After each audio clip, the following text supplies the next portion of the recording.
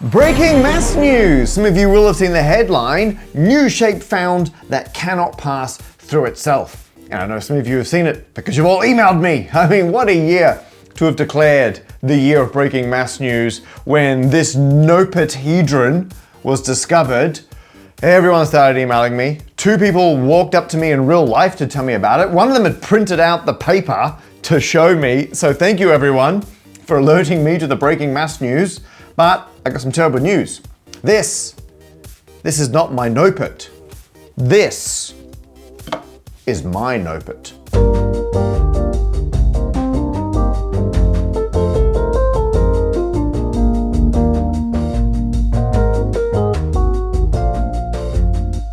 I say my nopet, not as in I discovered it. Tom7 discovered this. My nopet just as in, this is the one I vote to be nopet. I believe in this nopet. Look at that, it's got a pentagon, top and bottom. I think it's really neat. Check it out.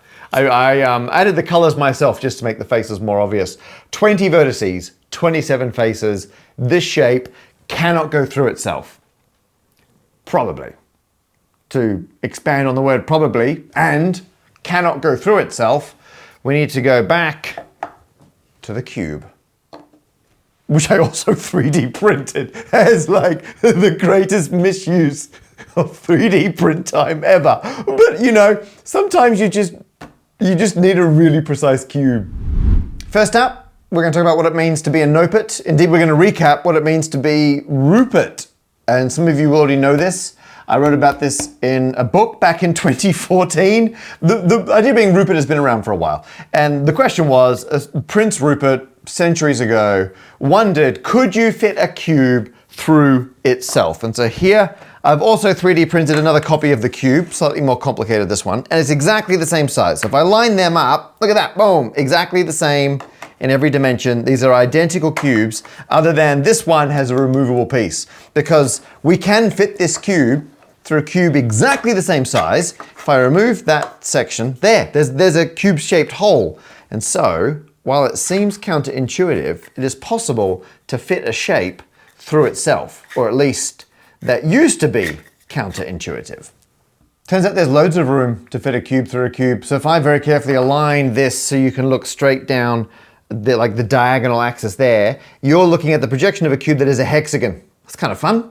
And it turns out that hexagon is bigger than that square. In fact, you can fit a square 3.5% bigger by length through that hexagon.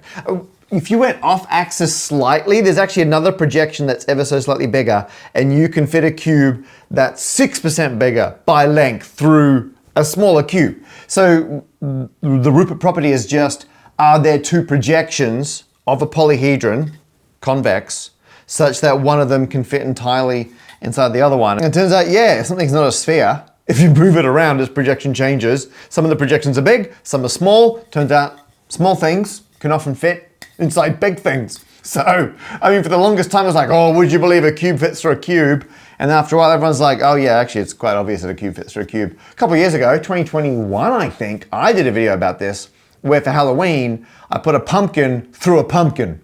So I bought the 2 most identical pumpkins I could find in the shops, and then I cut a hole through one pumpkin that would fit the other pumpkin. So pumpkins are Rupert, although not convex. Anyway, the point is, the story went from being, oh, isn't it amazing that you can fit a cube through itself, that's stunning, and eventually kind of became, oh, turns out it's quite easy to fit shapes through themselves. And now, it's gone full cycle and everyone's like, oh my goodness, can you believe there are shapes that don't fit through themselves? So that's the world we live in now. I mean, a decade after I wrote Things to Make and Do in the 4th dimension, the fact has inverted. So after centuries of showing that shapes are Rupert, it was only this year that humans managed to prove that there is a convex polyhedron that is not Rupert, or nopet. And I actually saw this one coming because I was in New York to do an evening of Necessary Detail last July, and I caught up with Tom7, and he'd already sent me the paper he was working on, and we talked about how he was trying to research shapes that were nopet, and he found this one at that point, and he was working on a way to prove that definitely. Now, I'm not gonna lie, this video you don't need to watch this. You can go and watch Tom Seven's excellent video. So this one is NOPERT number 214, or potential NOPERT number 214. The only issue is it's an hour and 18 minutes long. And I love Tom's videos. They're incredible. You should go watch that video, but I know a lot of you aren't going to watch that video. And so I thought I would make a Rupert video, because my video is just going to go through Tom Seven's video. So I'll recap some of it, and then you should really go watch the rest. But to explain the NOPERT journey, Tom Seven first got a bit distracted when he saw an interesting sentence on Wikipedia. I was reading about the dodecahedron, which is my favorite Platonic solid, maybe even my favorite solid. And the Wikipedia page, at least at the time, contained a puzzle. On the Platonic solid page, Tom had come across the statement that all 5 Platonic solids have the Rupert property. And on the page for Archimedean solids, which arguably contains the Platonic solids, it has the mysterious puzzling sentence that at least 10 of the Archimedean solids have the Rupert property. Why some? Which got Tom wondering, are there shapes that don't have the Rupert property? And I found a claim, a conjecture, that every convex solid has the Rupert property, which would be amazing. We can do this for 11 of the 13 Platonic and Archimedean solids, but there's like 2 that we somehow didn't check. It is weird that we have shapes of unknown Rupertness that are Archimedean solids or Catalan solids. Like after Platonic solids, with their regular faces and vertices, Archimedean solids, they're up there as well. They've got identical vertices, and every face is a regular polygon, but you can mix and match the polygons. And you've got the Catalan solids, the duals to the Archimedean solids. They all have identical faces. These are blockbuster shapes, and yet there are 3 Archimedean solids and 2 Catalan solids for which we just don't know. And that seems strange. So Tom Seven put together a numerical solver to take a polyhedron and work out a Rupert solution for it.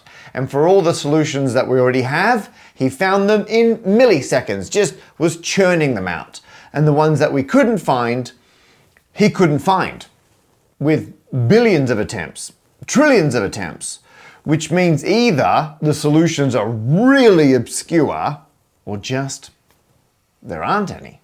Sometimes this happens. There's a phase change between like two classes of problem. And so mathematically, you know this, it's not enough to have that empirical evidence and say, well, they can't be solved.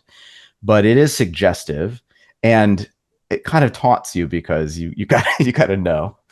So yes, that was part of the suspicion, is that it's very easy to solve them. This is a shape that came out of Tom Seven's code, because once he had a solver, he could then pair that up with a generator that's producing random polyhedra and then see if he could produce or evolve a NOPERT.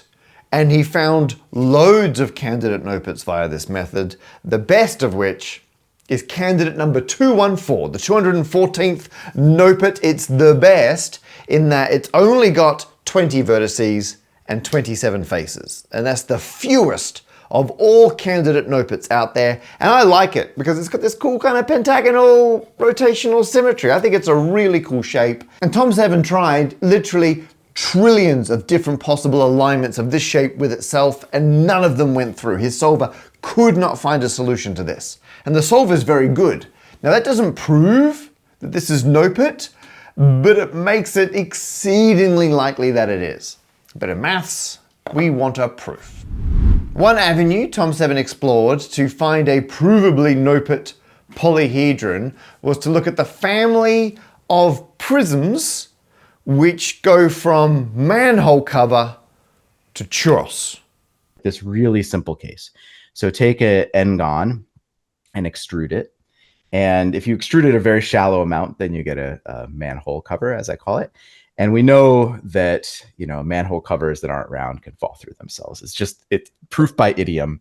And then if you extrude it a lot, then you get a churro, as I call it, which is a long one, and you could stick that through its own side. And possibly there's a simple point at which they don't have solutions. And if that's the case, then this could be a really good route to proving the existence of simple noperts that no one ever thought to check. Here are Tom 7 solutions for the 5 churro, and on the horizontal axis we have how long the churro is, and each of these lines is an integer.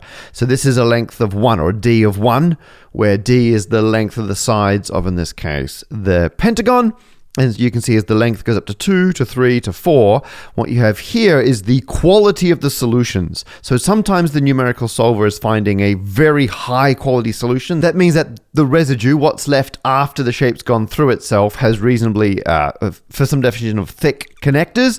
Down here, they're not as good, but still connected. And because it's a numerical solution, sometimes it finds one of these, sometimes it finds one of these, depends how it randomly orientates the two shapes, and occasionally they're a little bit better or worse. Overall, you can see two very clear trends. It often finds the drain hole cover solution here, particularly when the churro is very thin, the drain cover arrangement, and it sometimes still finds solutions like that when it's much longer, but once it does get long, it's way more likely to come in through the side. You can see here, these are the churro solutions and they take over, and Tom 7's theory was maybe there's a gap in between, but no, they cross here, in this case exactly on, well, pretty much on 1.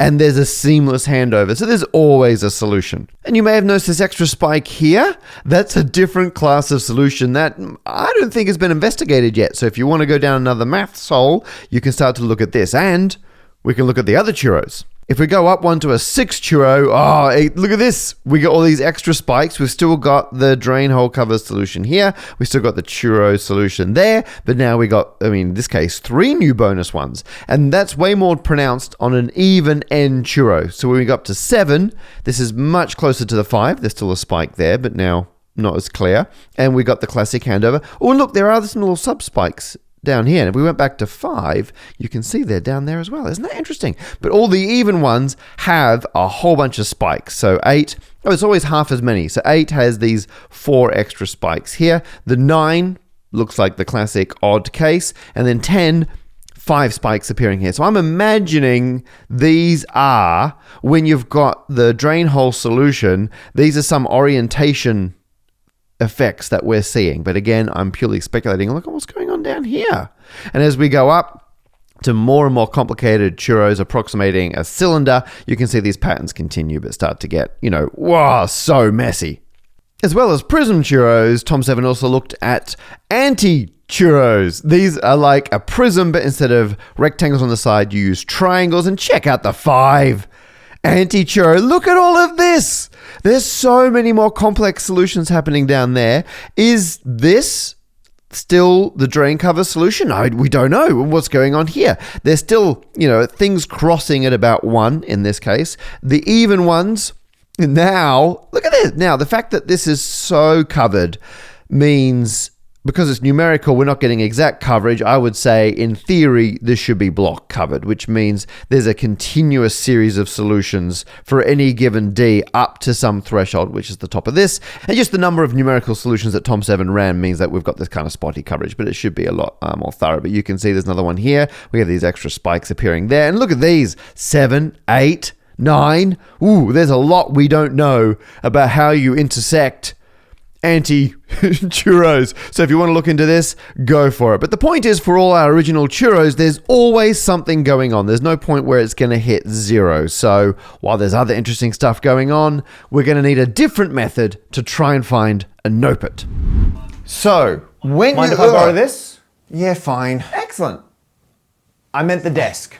Because this video is brought to you by Bamboo Lab, The 3D printer we used to print all these fantastic objects to explain the Nopert property. Yes, I use my Bamboo Lab X1C printer, which is so quick and easy to use to print the cube you saw before. Of course, the Rupertable cube with a middle bit comes out, and because it can take multiple filament colors at once, I could print the Nopert with different colors for each of the faces. And if you're looking for inspiration about what to print, you can head over to Maker World. Look at all these fantastic models. And of course, Tom7 has put up their full set of PAC models. You can open them up in Bamboo Studio. Oh, look at this. There are Platonic and Archimedean and Catalan solids, and you can print them all out. I mean, what home is complete without a full set of these wonderful shapes? Fun fact, as well as these, I did try to print out the churro example with a very long pentagonal prism, and I added in these support structures because I knew the walls would be so thin, but I totally printed it too small, and so there's little tiny gaps there. But you kind of get the idea, like that will line up there and slide through. And I had a lot of fun in Bamboo Studio arranging the negative one of these to get the correct hole and add that in, and it was a fun learning experience. Not quite good enough to be in the main part of the video though. So do check out Bamboo Lab printers. Hang on, I'm gonna balance these, it'll really annoy regular Matt. They are a trouble-free 3D printing experience, and if I can use it to print this stuff, you can too. Link in the description. Okay, back to what happened here. Oh my goodness, those are fragile. Back to the video. Given there are so many ways to arrange a shape in 3D space, I mean uncountably, infinitely many ways, how can we search them all? How would we prove that something is NOPAT?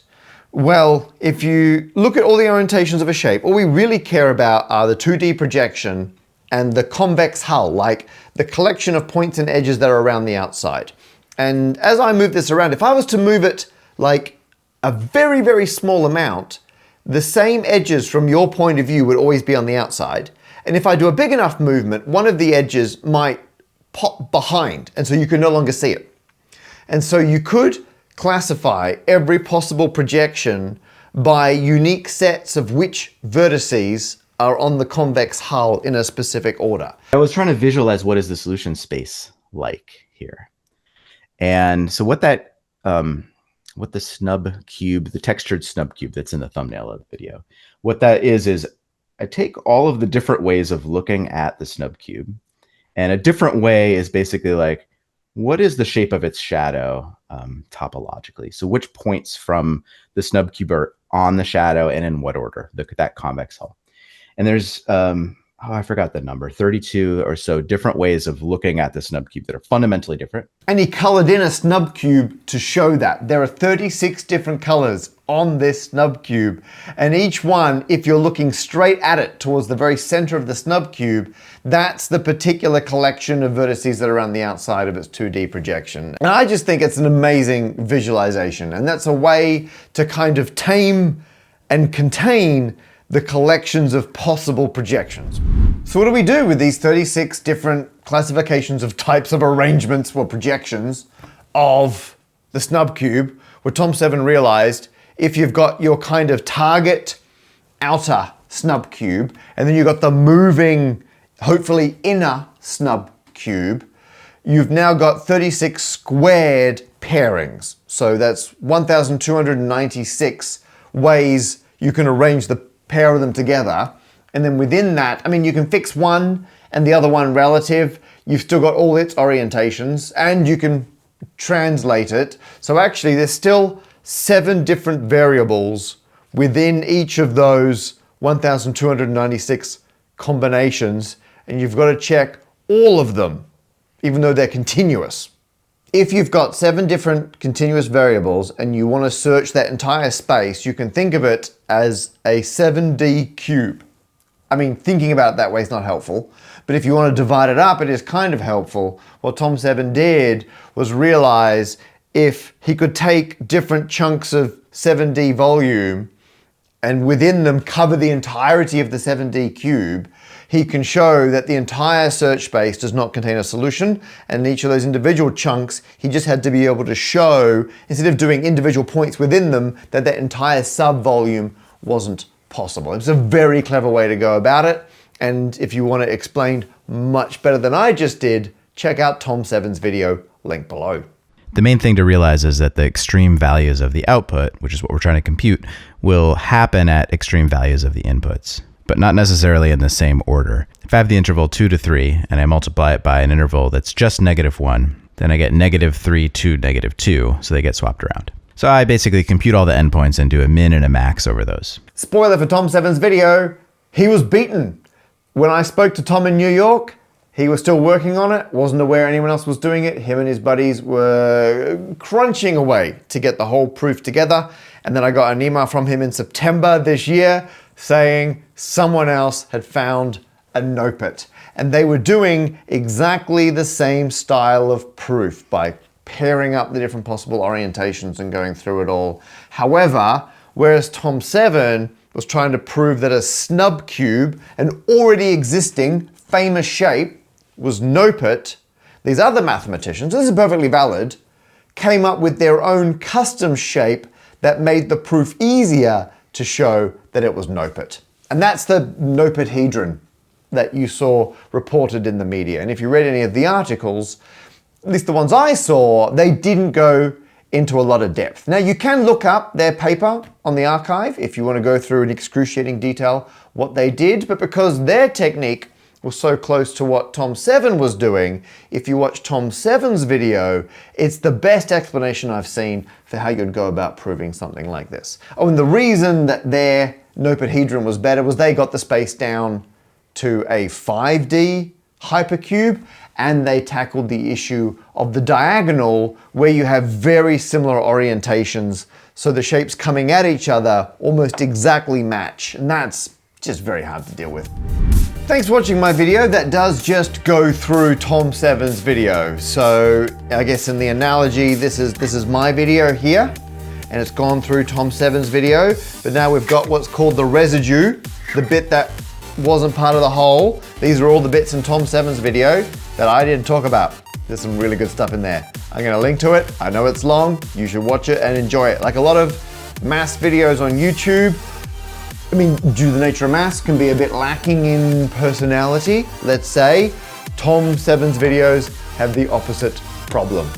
If you want to watch a different one, I mean, his video about harder drives, that makes the most sense in terms of audience overlap with people watching this one. But I like his ridiculous chess algorithm video is the one that got me into his channel in the first place. So I highly recommend that one.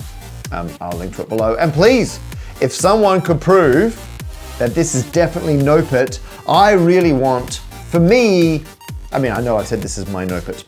I really want this to be the smallest, provably NOPIT convex polyhedron. So if we could prove that, that would be incredible. I will link to everything I've mentioned in this video below. Please do check it out and go watch Tom Seven's videos. Thanks for watching my summary of one of his. Put that in there.